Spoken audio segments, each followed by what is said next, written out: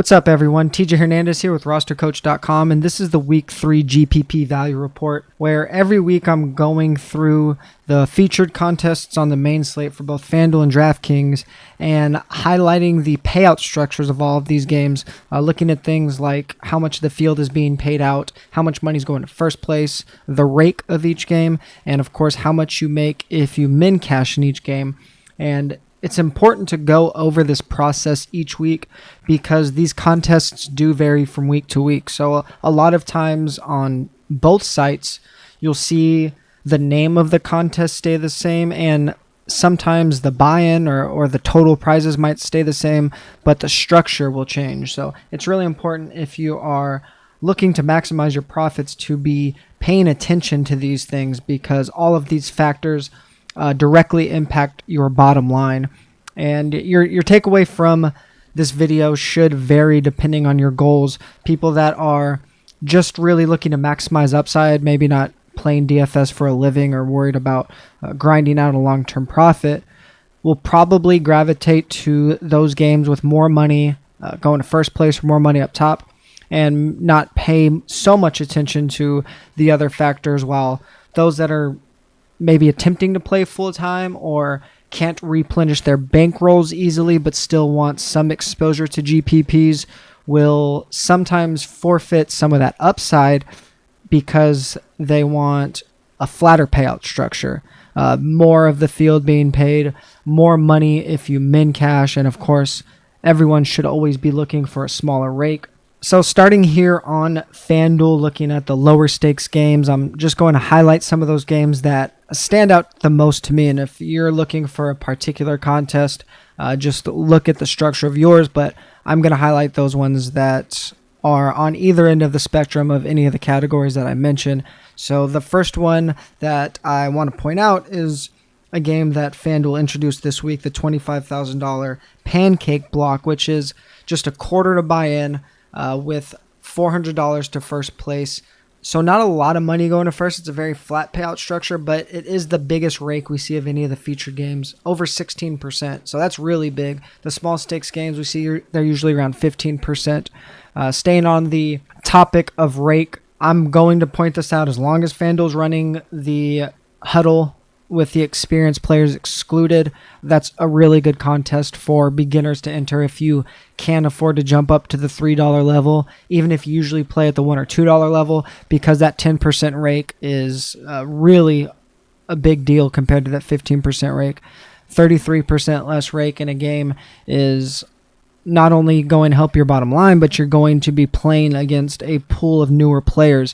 And we do see that game is paying out 26% of the field, which is the second highest, only behind the Sunday Dive, which is one of the flatter contests, but we also see that it has a small min cash multiplier. So if you barely get into the money, only multiply your money by 1.5, and that's a really big field. Over 235,000 entries in that game, so just something to notice. But again, a really flat payout structure if you're looking for something where there's a little bit of balance between upside and a flat payout. $5,000 up top, pretty good multiplier if you somehow bink that tournament on your $1 investment. The other game that really stands out on the other end of the spectrum is the $150,000 snap down here at the bottom. $30,000 to first place on a $5 entry, but of these lower stakes games, one of the steepest payout structures, 20% going to first, only 20% of the field being paid. The only game we see here paying out a smaller percentage of the field is the single entry safety at the $2 level. So those are the games on the extreme ends of the spectrum here at the lower stake.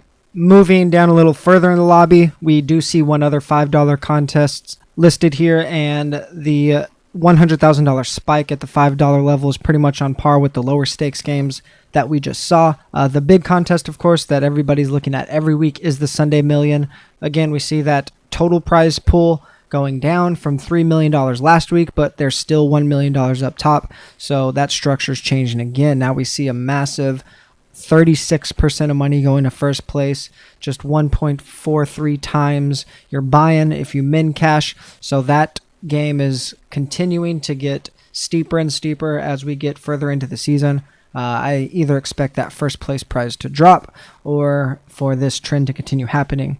As you'll notice, as we move up in stakes, at least from the $1 through the $5 level to here, the $7 to the $35, $7 to $50 level, there's going to be fewer flat payout structures. So the Sunday Million is paying out about 22% of the field, and then we see the Scramble at the $10 level paying out 21%. Everything up to the $35 level is paying out 20% or less of the field, with the kickoff all the way down at 18%. Of course, the trade-off, like usual, is you're going to get more upside, because that's why those games aren't as flat. So that kickoff is paying out $30,000 to first place. The exception here is the NFL spin move at the $35 level. Less than 20% of the field is being paid out there, but the field's relatively small, so you only have a chance to turn your $35 into $2,500 if you win that tournament. Of course, that's another consideration. If you want to face those smaller fields, there's 504 people in that contest.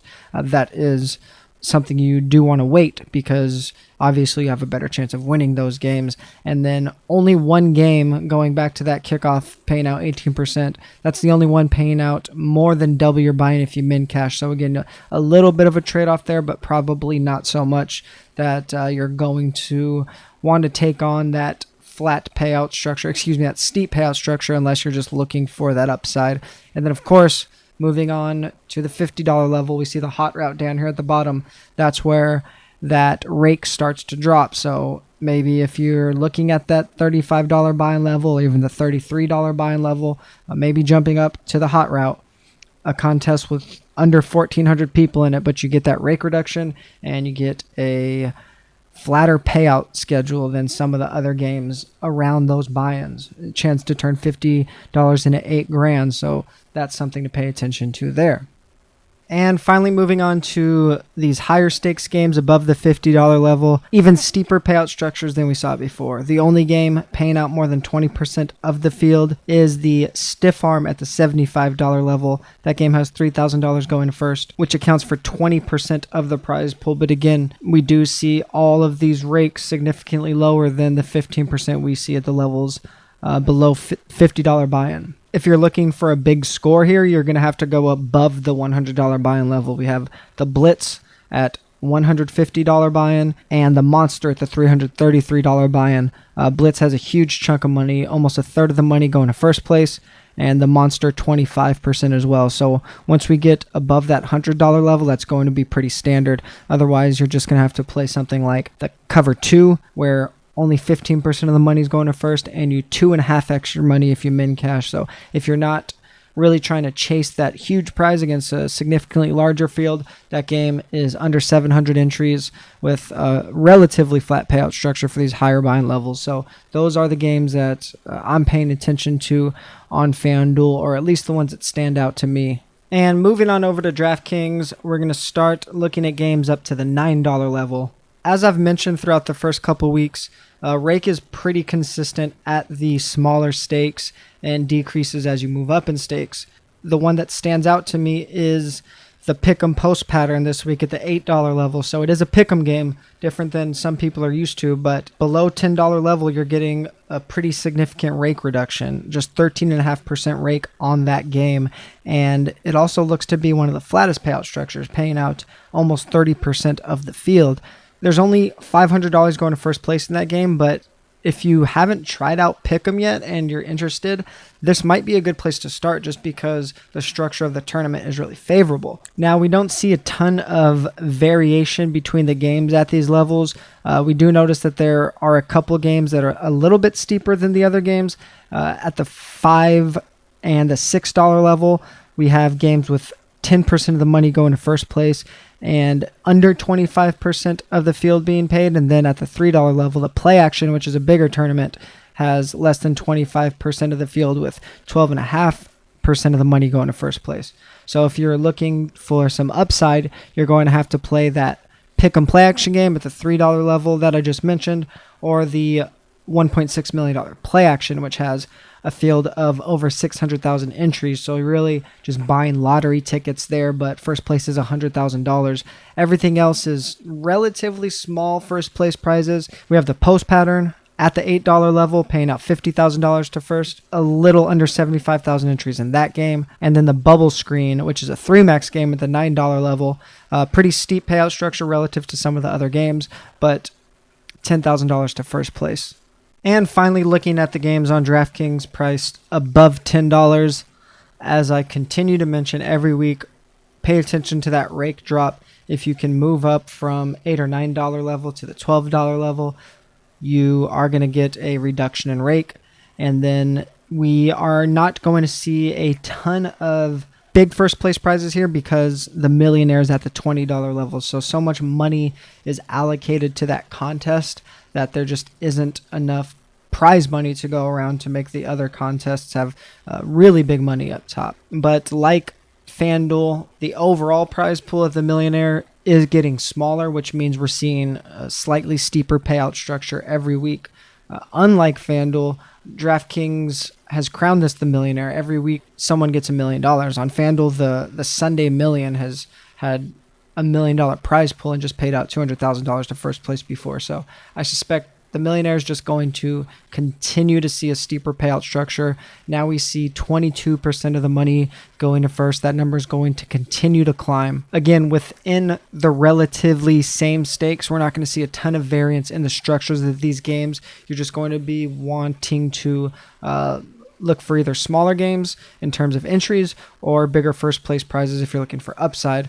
But there are a couple games that stand out in terms of how much of the field's being paid. So something like this Pick'em Fair Catch at the $12 level, paying out 26.5% of the field.